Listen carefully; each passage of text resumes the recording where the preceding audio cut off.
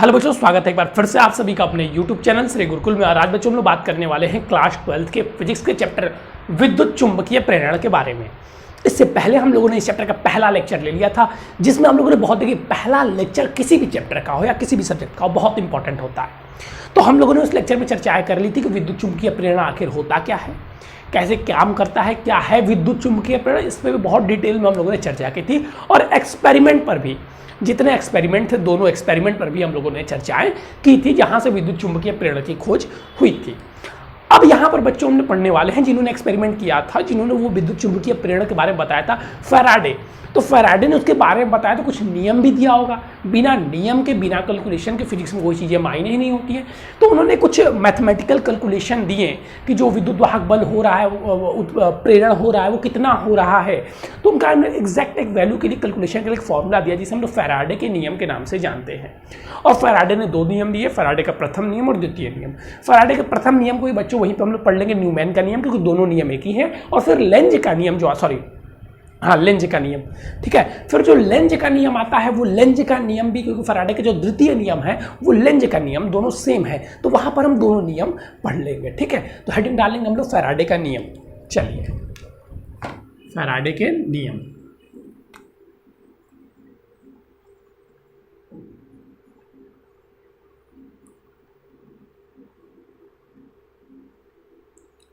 तो जैसा कि मैंने बच्चों आप लोग बताया कि विद्युत चुंबकीय प्रेरण से संबंधित फैराडे ने दो नियम दिए हैं। एक नियम को हम लोग कहते हैं फैराडे का प्रथम नियम और दूसरे नियम को कहते हैं फैराडे का द्वितीय नियम। तो सबसे पहले हम लोग बात करेंगे फैराडे के प्रथम नियम के बारे में। फैराडे का प्रथम नियम क्या कहता है? तो फैराडे का प्रथम नियम, फैराडे मैंने लिख रहा हूँ, यहाँ पे लिख देता हूँ, नहीं तो आप लोग भूल जाएंगे।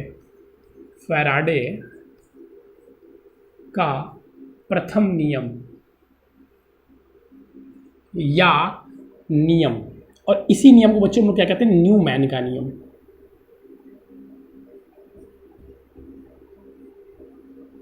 आपसे न्यूमैन का नियम पूछेगा तब भी हम लोग यही नियम देंगे। जैसा था ना प्रकाश के परावर्तन में, अगर आप लोग याद होगा क्लास 10th में हम लोगों ने पढ़ा था।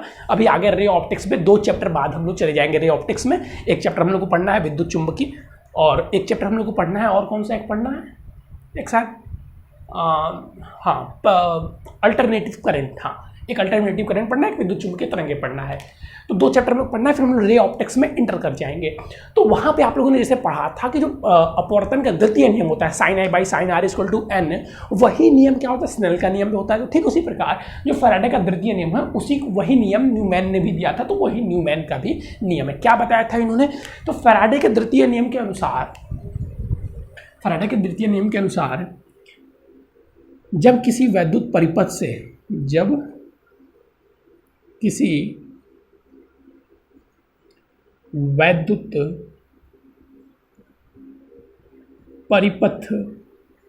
में फ्लक्स परिवर्तन, जब किसी फैराडे का, देखिए प्रथम नियम है। जो पहले वैद्युत चुंबकीय प्रेरण क्या होता था कि हम लोग फ्लक्स में परिवर्तन करते थे, ठीक है। तो क्या होता था? अच्छा, फ्लक्स यहाँ पे मत लिखिए, चुंबकीय फ्लक्स में परिवर्तन करते थे ना, तो यहाँ पे चुंबकीय फ्लक्स लिखना चाहिए ना। जब किसी वैद्युत परिपथ से बद्ध चुंबकीय फ्लक्स, वही ना करते थे, चुंबक को अंदर बाहर करते थे, याद है कि नहीं? जब किसी वैद्युत परिपथ से बद्ध चुंबकीय फ्लक्स में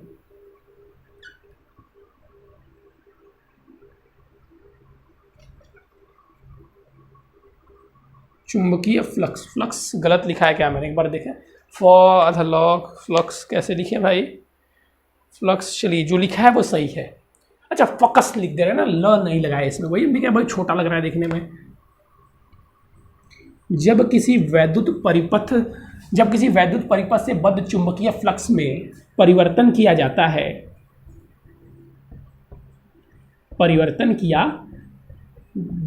अब हम लोगों ने कल क्या पढ़ा था? या तो बढ़ाया जाए या घटाया जाए, बस परिवर्तन होने से मतलब है। इससे मतलब नहीं कि बढ़ाया जा रहा है कि घटाया जा रहा है, या तो बढ़ाया जाए या तो घटाया जाए। दोनों स्थितियों में जब किसी वैद्युत परिपथ से बद्ध चुंबकीय फ्लक्स में परिवर्तन किया जाता है, तो परिपथ में क्या होता है? तो परिपथ में एक विद्युत वाहक बल उत्पन्न हो जाता है, एक विद्युत वाहक बल उत्पन्न हो जाता है। सर ये तो हम लोगों ने विद्युत चुंबकीय प्रेरण में पढ़ा था, ये अंतर क्या है? हो जाता है, उन्होंने उसका बताया कि कितना होता है, जिसका परिमाण फ्लक्स परिवर्तन के, यहां पे फ्लक्स परिवर्तन से मतलब है चुंबकीय फ्लक्स से, फ्लक्स परिवर्तन, जिसका परिमाण फ्लक्स परिवर्तन की ऋणात्मक दर के बराबर होता है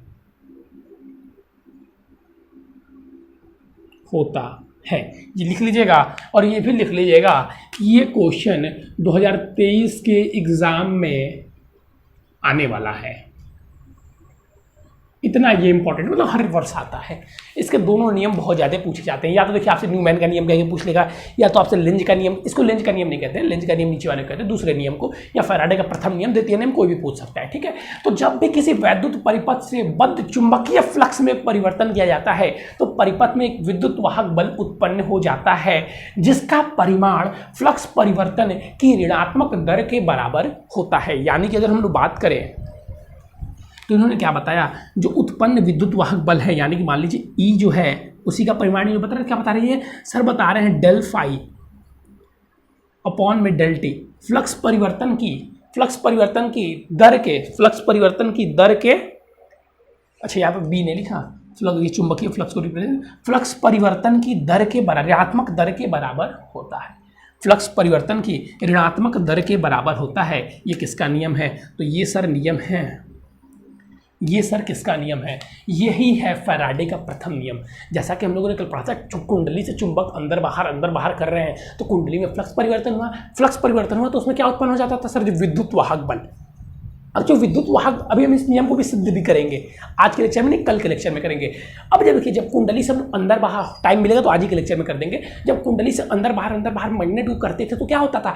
विद्युत वाहक बल उत्पन्न होता था, और अगर परिपथ बंद है तो विद्युत धारा बहने लगती थी। तो जो विद्युत वाहक बल उत्पन्न होता था उसका परिमाण ये होता है, फ्लक्स परिवर्तन की ऋणात्मक दर के बराबर होता है, ये फैराडे सर ने बताया, ठीक है। अब यहाँ पे एक चीज नोट करिएगा, कल जैसा कि हम लोगों ने देखा था कि ये n टाइम्स ऑफ, ये भी तो रिंग जितने नंबर हो सकते हैं ना, तो ये एक रिंग के लिए है। अगर कुंडलियों की संख्या n हो, यदि n कुंडली हो तब क्या हो जाएगा? बस इसमें n का मल्टीप्लाई कर दीजिए, E equal to minus n delta phi B upon में डेल्टा टी। इसको हम लोग और ऐसे भी कर सकते हैं, n को अंदर कर सकते हैं तो minus delta n phi B upon में डेल्टा टी। और इस n और इसका डेल्टा का मल्टीप्लीकेशन को हम लोग फ्लक्स ग्रंथिकाएं भी कहते हैं, पूछता नहीं है लेकिन लिख लीजिएगा, इसको हम लोग फ्लक्स ग्रंथिकाएं भी कहते हैं, फ्लक्स ग्रंथिकाएं। वह चुंबकीय फ्लक्स और उसके चुंबकीय फ्लक्स और ये रिंग की संख्या है ये n, ठीक है, कुंडलियों की संख्या n है, तो कुंडलियों की संख्या के गुणनफल को हम लोग फ्लक्स ग्रंथिकाएं भी कहते हैं। चलिए, तो यहाँ पे उससे मतलब नहीं था, मतलब इससे था। तो मुझे लगता है कि आप लोगों को फैराडे का प्रथम नियम क्लियर हो गया होगा, ये न्यूमैन का नियम क्लियर हो गया है। क्या कहता है न्यूमैन का नियम? कि यदि किसी वैद्युत परिपथ से बद्ध चुंबकीय फ्लक्स में, यानी कि उसमें जितना पहले से चुंबकीय फ्लक्स था उससे बद्ध चुंबकीय फ्लक्स में यदि परिवर्तन किया जाता है, या तो घटाया जाता है तो बढ़ाया जाता है, तो उस परिपथ में एक विद्युत वाहक बल उत्पन्न हो जाता है। और जो वो विद्युत वाहक बल उत्पन्न हो रहा है उसका परिमाण कितना है सर? उसका परिमाण फ्लक्स परिवर्तन के ऋणात्मक दर के बराबर है, उसका परिमाण फ्लक्स परिवर्तन के ऋणात्मक दर के बराबर है। चलिए, अब हम लोग जाएंगे दूसरे नियम पे, जिसे हम लेंज का नियम भी कहते हैं। जल्दी से इसको लिखिएगा।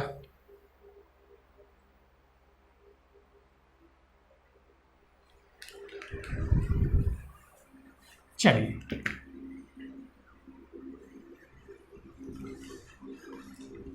तो ध्यान से चीज़ों को रखिए। वास्तव में देखिए हुआ क्या था, तो एक नियम दिया था लेंज ने, ठीक है, और दूसरा नियम दिया था न्यूमैन ने, ठीक है, और असल उत्पत्ति की फैराडे ने।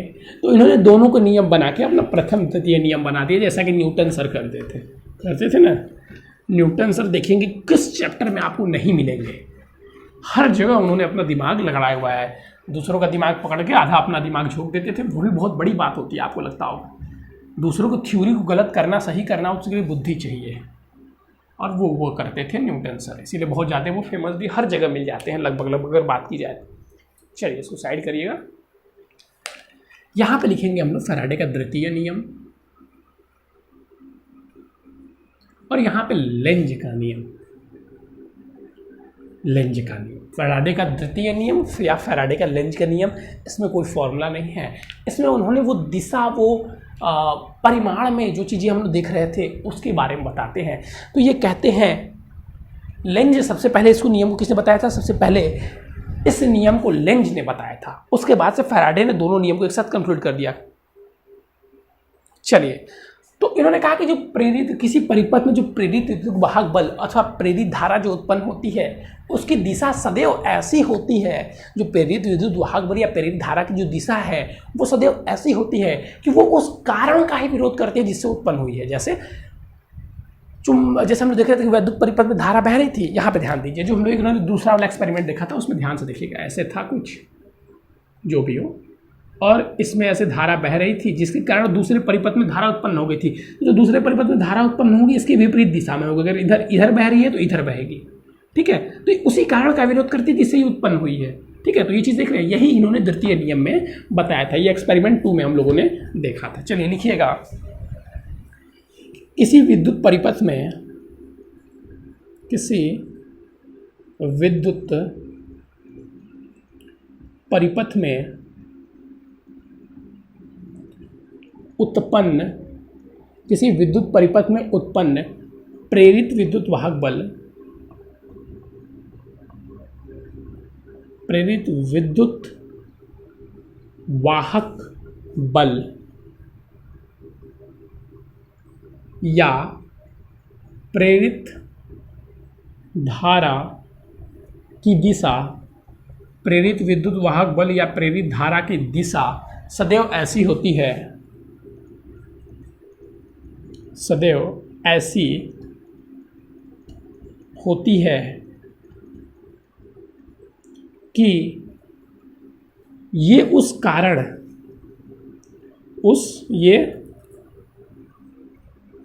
उस कारण का ही विरोध करती है, उस कारण का ही विरोध करती है जिससे ये स्वयं उत्पन्न हुई हो, स्वयं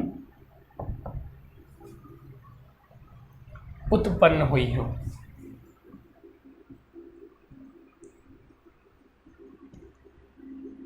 मुझे नहीं लगता कि इसमें किसी को कोई कंफ्यूजन होना चाहिए। लेंज ने और फैराडे के द्वितीय नियम ये कहते हैं कि किसी विद्युत वाहक बल, किसी वैद्युत परिपथ में उत्पन्न प्रेरित विद्युत वाहक बल या प्रेरित धारा की दिशा ऐसी होती है, प्रेरित धारा की दिशा सदैव ऐसी होती है कि वो उस कारण का ही विरोध करती है जिससे वो स्वयं उत्पन्न हो रही है। मतलब वो जैसे स्वयं उत्पन्न हो रही है उसी कारण का विरोध कर रही है। जैसा कि हम लोगों ने फिगर में देखा था कि इसमें धारा इधर बह रही थी, तो जिसमें उत्पन्न हो रहा है प्रेरित धारा इधर की ओर बह रही है, दिशा विपरीत है, तो उस कारण का ही विरोध करती है जिससे वो स्वयं उत्पन्न होते हैं, ठीक है। और एक क्वेश्चन और पूछता है कि मैं लेंज का नियम का ही नाम लेके पूछता है कि लेंज का नियम किस सिद्धांत पर आधारित है? तो ऊर्जा संरक्षण के सिद्धांत पर आधारित है।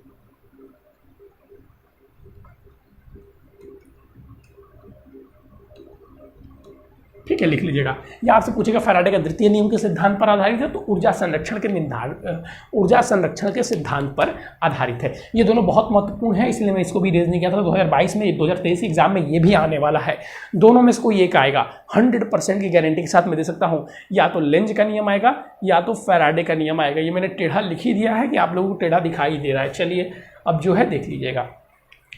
तो लेंज के द्वितीय नियम क्या कहता है कि भाई हमसे ही उत्पन्न होकर हमारा ही विरोध कर रहे। देख लीजिए क्या चीज़ है कि प्रेरित धारा उत्पन्न हो रही है उसी से, उस परिपथ से, और वो उसी परिपथ का विरोध कर रही है। तो ये सारी चीज़ें हम लोग यहाँ पर ध्यान देनी। चलिए, तो ये दोनों नियम था फैराडे का नियम, और बहुत महत्वपूर्ण नियम था। फैराडे का नियम था, ये आप लोगों ने भी पढ़ा, और ये बहुत महत्वपूर्ण था फैराडे का दोनों नियम। अब यहाँ पर हम थोड़ी सी बात करेंगे प्रेरित विद्युत वाहक बल, प्रेरित धारा और प्रेरित आवेश कह सकते हैं, उनके बारे में हम चर्चाएं थोड़ी सी यहाँ पर करेंगे, ध्यानपूर्वक देखिएगा।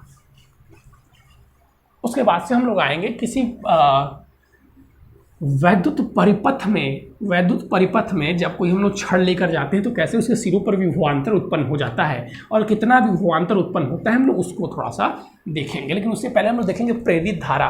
प्रेरित विद्युत वाहक बल का मान तो हम लोगों को पता चल गया, कैसे सर? स्नेल के द्वितीय नियम से।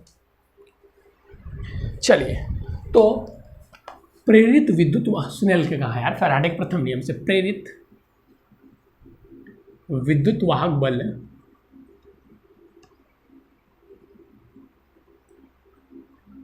प्रेरित धारा तथा प्रेरित आवेश। अभी हम लोग प्रेरणा के बारे में बहुत अच्छी तरीके से पढ़ेंगे, बहुत चीज़ें हम लोग को पढ़नी है डिटेल में। अभी ये कम से कम 3-4 दिन और ये चैप्टर चलेगा। एक सेकंड यार, ये माइक का तार थोड़ा सा गड़बड़ हो गया है, इसको मैं सही कर देता हूँ, नहीं तो कैमरा फिर से टपक। चलिए छोड़ दीजिए, नहीं टच करूँगा तो गड़बड़ हो जाएगा। चलिए देखिए यहाँ तो हम लोग पढ़ रहे थे प्रेरित। तो देखिए प्रेरित विद्युत वाहक बल का नाम अभी हम लोगों ने देखा कि प्रेरित विद्युत वाहक बल ई कितना होता है सर? ई जो होता है वो सर होता है कितना? अभी तो बताया आप लोगों ने फैराडे के द्वितीय नियम में कि फ्लक्स परिवर्तन की दर का ऋणात्मक दर के बराबर होता है। फ्लक्स परिवर्तन की ऋणात्मक दर के बराबर होता है। यहाँ पे एन ऐड कर लीजिएगा क्योंकि अक्सर क्या होता है कि एन दिया रहता है, अक्सर क्वेश्चन में एन दिया रहता है, मतलब कि इतनी कुंडलियाँ हैं, कुंडलियों की संख्या 5 है, 6 है, 4 है, दिया रहता है। तो प्रेरित विद्युत वाहक बल का मान आपको पता चल गया कि नहीं चल गया? यस सर चल गया। अब बात आती है आगे प्रेरित धारा के बारे में। तो धारा का फॉर्मूला हम लोगों ने क्या पढ़ा हुआ था सर? धारा का फॉर्मूला हम लोगों ने पढ़ा हुआ है I = V/R। अगर धारा के बारे में बात करें तो I = में V/R, और ये V को हम किससे रिप्लेस कर देंगे? विद्युत वाहक बल से। ठीक है, क्योंकि विद्युत वाहक बल क्या होता है? एकांक आवेश को पूरे परिपथ में सेल सहित ले जाने में किया गया कार्य ही विद्युत वाहक बल कहलाता है। ठीक है, इसका ही फॉर्मूला होता है E = W/Q। और विभवांतर भी क्या होता है सर? एकांक आवेश को सेम चीज़ें नहीं है, लेकिन यहाँ पर हम सेम कह सकते हैं, यहाँ पर उसको हम रिप्लेस कर सकते हैं। देखिए वहाँ पे V क्या होता है सर? एकांक आवेश को पूरे दो बिंदुओं को पूरे परिपथ ले जाने में किया गया कार्य क्या कहलाता है? विद्युत विभवांतर कहलाता है। V = क्या होता है? W/Q, और E = भी क्या होता है? W/Q। डिफरेंस क्या है? जो चीज़ें मैंने बताई, ये सेल सहित प्रभावित करता है, वो दो बिंदुओं के बीच प्रभावित करता है। यहाँ पे देखिएगा, तो बस यहाँ से आपको मान रख देना है। क्या मान आ जाएगा सर? यहाँ पे आप रख सकते हैं -1/R n φb/Δt। ये हो गया हमारा किसका मान? सिंपल सा क्वेश्चन है। ये हो गया हमारा किसका मान सर? ये हो गया हमारा धारा का मान। प्रेरित धारा, जो प्रेरित धारा होगी वो इसी कारण उत्पन्न होगी। तो प्रेरित धारा का मान क्या हो जाएगा? 1/R/n⁵। इसको देखिए याद करने की आवश्यकता नहीं है, फॉर्मूला आपको याद रहेगा तो चीज़ें सारी आप आसानी से कर पाएंगे। अब आती है प्रेरित आवेश की बारी। तो आवेश क्या होता है सर? I = होता है Q/T। तो यहाँ से हम Q = क्या लिख सकते हैं सर? Q = IT। I का मान उठा के रख दीजिए, यहाँ पे ΔT आएगा साइन टाइम, यहाँ पे तो ΔT आएगा, क्योंकि ΔT समय में बात की जा रही है। ये धारा उत्पन्न हो रही है कितने देर में उत्पन्न हो रही है? ΔT टाइम में उत्पन्न हो रही है। ठीक है सर, चलिए तो यहाँ पे I क्या दिया हुआ है sir? 1/R delta φb and delta φb/Δt, और फिर यहाँ पे ΔT है तो ΔT से ΔT कट जाएगा। Q बराबर हो जाएगा 1/R डेल्टा n φb। अगर आप यहाँ से चेक करेंगे तो जो आवेश है Q आवेश है वो समय पर निर्भर नहीं करता है। यहाँ पे एक पॉइंट बस आपको यही चीज़ सीखनी थी इससे, कि जो समय होता है जो आवेश होता है Q, वो समय पर निर्भर नहीं करता है। जो आवेश Q होता है वो टाइम के साथ टाइम पर निर्भर नहीं करता है। जबकि देख सकते हैं फ्लक्स परिवर्तन पर निर्भर करता है, लेकिन वो समय पर निर्भर नहीं करता है। नोट रखिएगा, ध्यान में रखिएगा। इस n को हम जब चाहे तब बाहर निकाल सकते हैं, अंदर डाल सकते हैं, क्योंकि ये क्या है? n कांस्टेंट है, ये फेरों की संख्या है, कुंडली के फेरों की संख्या है। चलिए, तो ये रहा आपका प्रेरित वाहक बल का मान, प्रेरित धारा का मान और प्रेरित आवेश का मान। तीनों चीज़ें अगर आपसे पूछी जाती हैं तो आप इस प्रकार से निकाल सकते हैं। एक बात बस यहाँ पे एक पॉइंट याद रखना है कि प्रेरित आवेश समय के साथ परिवर्तन नहीं होता है, समय पर निर्भर नहीं करता है या समय के साथ परिवर्तन नहीं होता है। चलिए अब आएंगे हम लोग थोड़े से इंपॉर्टेंट पॉइंट के बारे में, थोड़े से इंपॉर्टेंट टॉपिक हैं। और यहाँ पे इंपॉर्टेंट टॉपिक देखिए, सबसे जो इंपॉर्टेंट इस चैप्टर का था अभी तक हम लोगों ने पढ़ा है फैराडे का नियम, और उसके बाद से जब हम आगे प्रेरण पढ़ेंगे, स्वप्रेरण और वो सारी चीज़ें, तो वहाँ पे फिर वो इंपॉर्टेंट होंगे। लेकिन अभी तक आपके लिए सबसे ज़्यादा इंपॉर्टेंट जो है वो फैराडे का नियम है, तो उसको एकदम रट जाइएगा एकदम अच्छी तरीके से, लाइन बाई लाइन। अब हम पढ़ेंगे एक समान चुंबकीय क्षेत्र में गतिशील ऋजु रेखीय चालक तार के बीच उत्पन्न प्रेरित विद्युत वाहक बल कह सकते हैं, या प्रेरित विद्युत वाहक बल या विभवांतर। चलिए, तो एक समान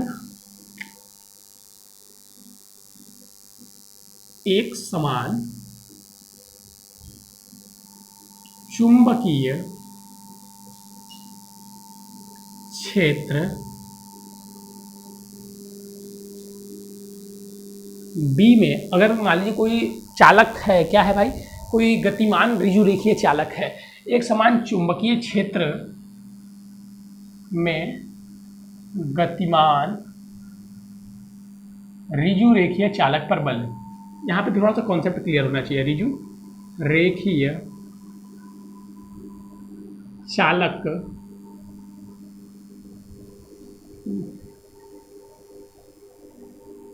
पर उत्पन्न विद्युत वाहक बल।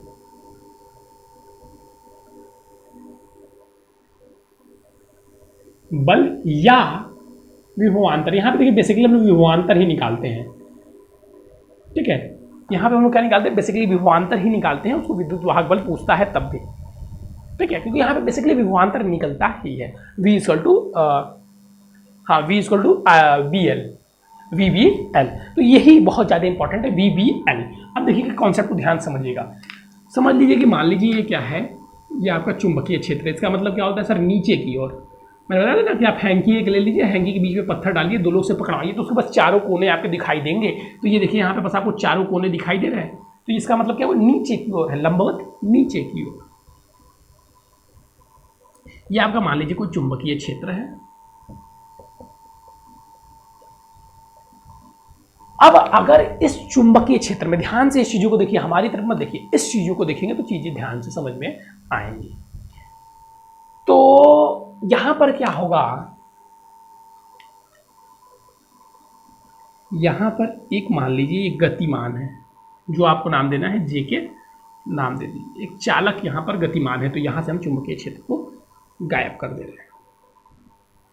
फिगर को पहले ध्यान समझिए। एक ये क्या है, ऋजु रेखीय चालक है। क्या है सर, ऋजु रेखीय चालक है। और ये क्या है, गतिमान है। किस वेग से, तो मान लीजिए ये v वेग से गतिमान है, इधर की ओर गतिमान है v वेग से। इसकी स्पीड क्या है, जो इसके वेग है वो क्या है, v है। तो एक समान चुंबकीय क्षेत्र b, और ये चुंबकीय क्षेत्र क्या है, b है।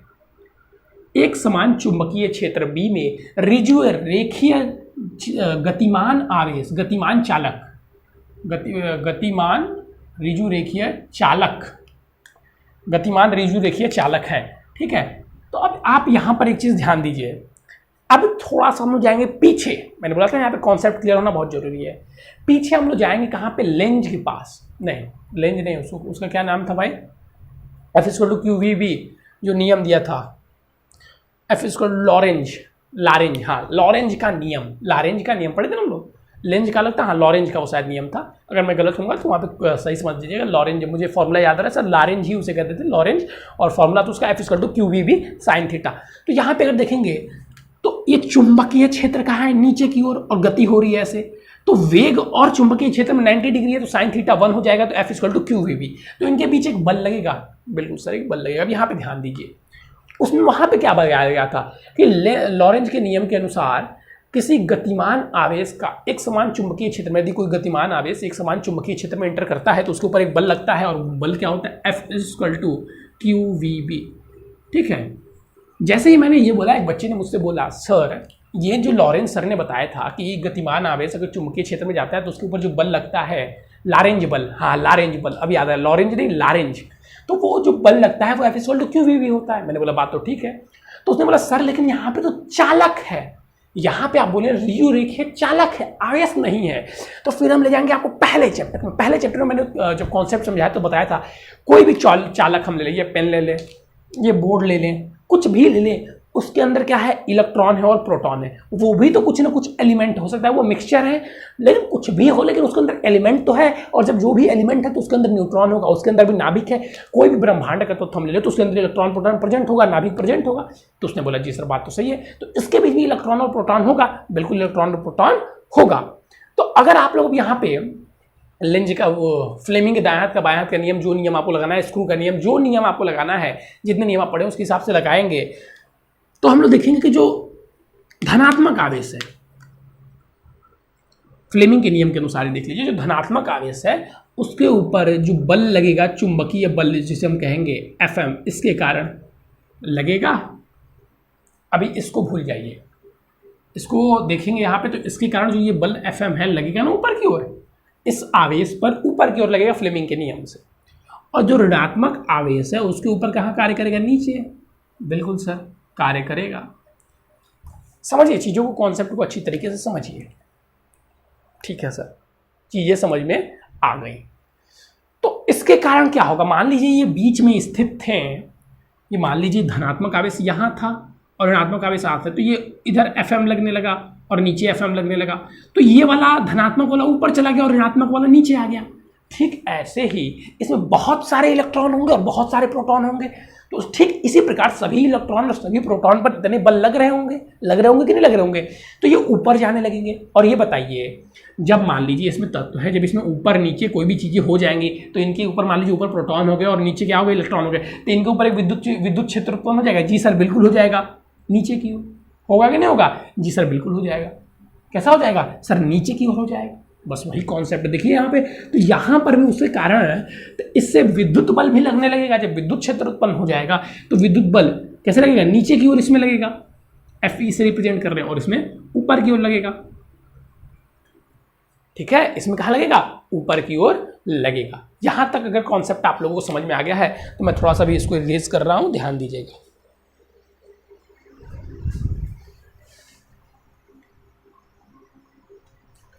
चलिए, तो यहाँ तक अगर आप लोगों को कॉन्सेप्ट समझ में आ गया है तो फिर समझ जाइए कि आप चीज़ें पूरी तरीके से कर लिए हैं, आप चीज़ें पूरे तरीके से कर लिए हैं।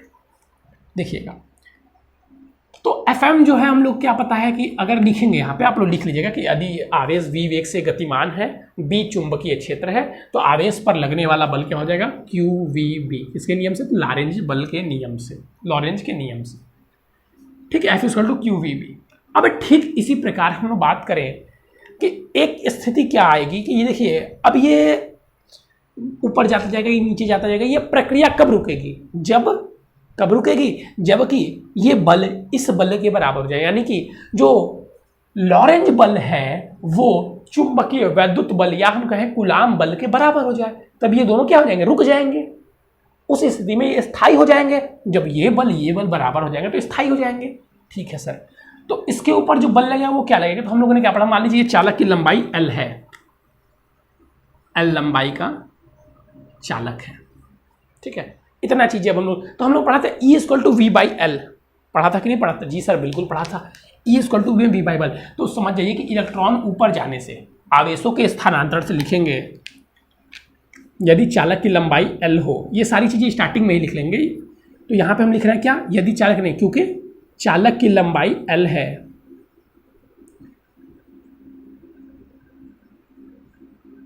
अभी यहाँ पर लिख रहे, ठीक है, तो ये लिख लिया हमने चुंबकीय बल, लगने वाला लॉरेंज बल, और ये हो गया। अब Fe के बारे में हम बात करें तो Fe क्या हो जाएगा सर, QE।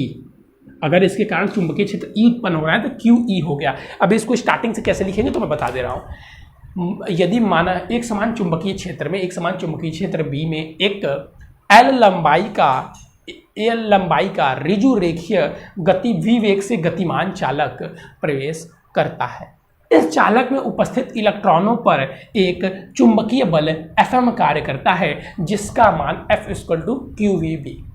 इलेक्ट्रॉनों के एक स्थान से दूसरे स्थान पर ऊपर नीचे आप लिख सकते हैं, या लिख सकते हैं जे साइड में और के साइड में, क्योंकि प्रोटॉन जे साइड में इकट्ठे होते जाते हैं और के साइड में इलेक्ट्रॉन इकट्ठे होते जाते हैं, जिसके कारण इनके बीच एक चुंबकीय क्षेत्र ई उत्पन्न हो जाता है, जिसके कारण दोनों आवेश पुनः अपने ऊपर एक बल का अनुभव करते हैं, जो Fe यानी कि विद्युत बल, जो कि QE के बराबर होता है। तो उत्पन्न वैद्युत बल इक्वल टू ये।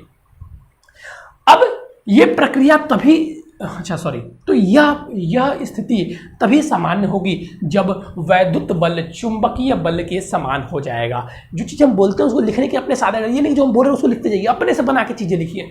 तो यह प्रक्रिया तब समाप्त होगी जब वैद्युत बल चुंबकीय बल के क्या हो जाएगा, समान हो जाएगा। तो वहाँ से हम लोग चीज़ें लिखते हैं, और यहाँ पर भी चीज़ें और यहाँ पे ऐड कर सकते हैं आप। यदि चालक की लंबाई L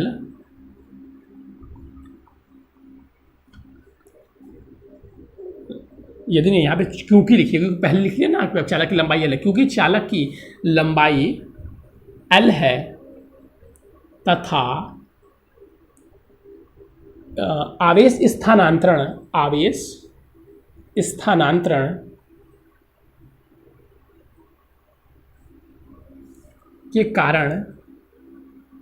के कारण उत्पन्न विभव V है। यहाँ पर माना कर लीजिएगा, माना आवेश स्थान उत्पन्न विभव V है, तो E बराबर क्या हो जाएगा, V बाई L। तो यहाँ से आप क्या लिख सकते हैं, Fe इक्वल टू QV बाई, और L ऊपर चला जाएगा, नहीं यार, QV बाई L। यहाँ पे ये V क्या है, ये भी विभव है, याद रखिएगा, ये भी क्या है, ये विभव वेग है। तो ये जब ये स्थायी हो जाएंगे, तो स्थायी अवस्था की स्थिति में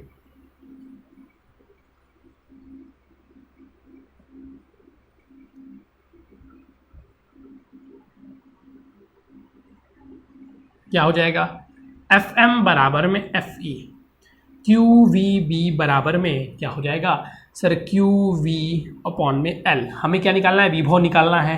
Q से Q साफ साफ दिखाई दे रहा है, कट जाएगा, तो V इक्वल टू क्या हो जाएगा sir ji, V equal to हो जाएगा BVL। तो जो उत्पन्न विभव होगा वो क्या होगा, VQ इक्वल टू VBL। यहाँ पे विद्युत वाहक बल भी आप पूछेगा तो इसी प्रकार से निकाल सकते हैं, इसी फॉर्मूले से निकाल सकते हैं विद्युत वाहक बल को भी, ठीक है। लेकिन यह है क्या, ये विभवांतर है। तो V equal to BVL, V equal to BVL। क्या टाइम बचा हुआ है, उसको समझाया जा सकता है? नहीं, अब उसको नहीं समझाया जा सकता है।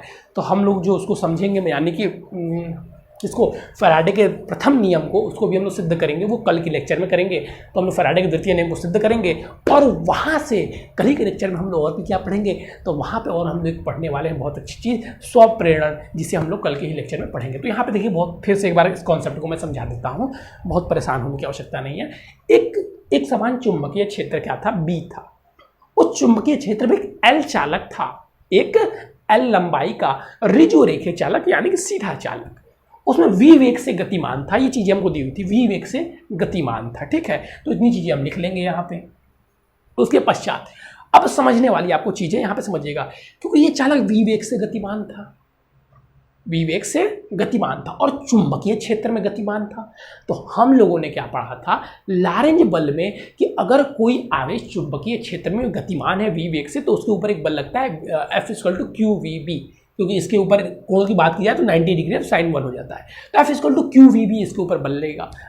आया कैसे सर, इसमें आवेश नहीं है, तो इसमें वो किस पर लगता है, लारेंज बल, आवेश पे। तो इस चालक के अंदर इलेक्ट्रॉन प्रोटॉन है, तो उन पर बल लगेगा, और धनात्मक आवेश पर ये, यानी कि प्रोटॉन पर धनात्मक आवेश की ओर ये Fm ऊपर की ओर लगेगा चुंबकीय बल, और ऋणात्मक आवेश पर नीचे की ओर लगेगा। पहले ये बीच में थे, अब ये ऊपर नीचे हो गए।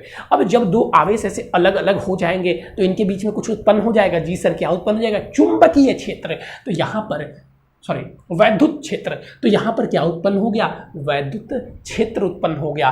और ये कैसे उत्पन्न हो गया, तो उसके कारण बल कैसा लगा, धनात्मक आवेश पर नीचे। जब भी कोई अगर वैद्युत क्षेत्र उत्पन्न हो जाता है, उसमें कोई आवेश रखा है, उसको बल लगेगा F इक्वल टू QE, जो कि आप यहाँ पे लिखे हुए हैं। तो इनके ऊपर भी बल लगा, नीचे की ओर ऊपर की ओर। अब यह स्थिति स्थायी कब होगी सर? स्थायी तब होगी जबकि ये Fm बराबर होगा Fe के। अब ये कैसे आ गया सर? तो ये फॉर्मूला आप लोग पढ़े हुए हैं विभव वाले चैप्टर में, ठीक है। F = डेल्टा x माइनस पढ़ के पढ़ोगे तो वहाँ पर मैंने F = E = V/L भी आप लोगों को बताया था। यहाँ पर ध्यान दीजिए, ये फॉर्मूला याद कर लीजिए, ये फॉर्मूला है। अब क्योंकि दो आवेश ऊपर नीचे हो जाएंगे तो कुछ विभव भी उत्पन्न हो जाएगा, तो हम लोग मानते हैं अगर विभव V उत्पन्न होता है तो आपका जो ये बल लगेगा वो QV/L लग जाएगा।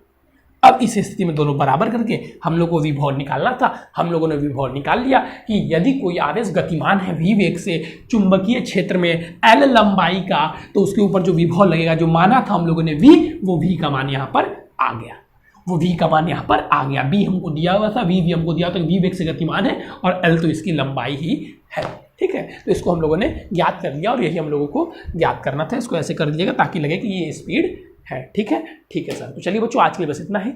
कल का लेक्चर ये चैप्टर पूरा इंपॉर्टेंट चलने वाला है। कल हम स्वप्रेरणा पढ़ने वाले हैं।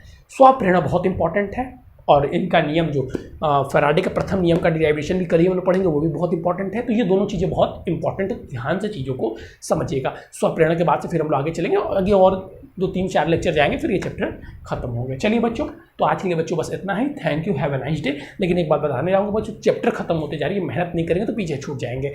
ये चैप्टर कुछ दिन चलेगा, 3-4 दिन, उसके बाद से जो आपका अल्टरनेटिव करंट और विद्युत चुंबकीय तरंग है, विद्युत चुंबकीय तरंग मात्र एक लेक्चर का बच्चों, गारंटी के साथ कह रहा हूँ, मात्र एक लेक्चर का है विद्युत चुंबकीय तरंगे।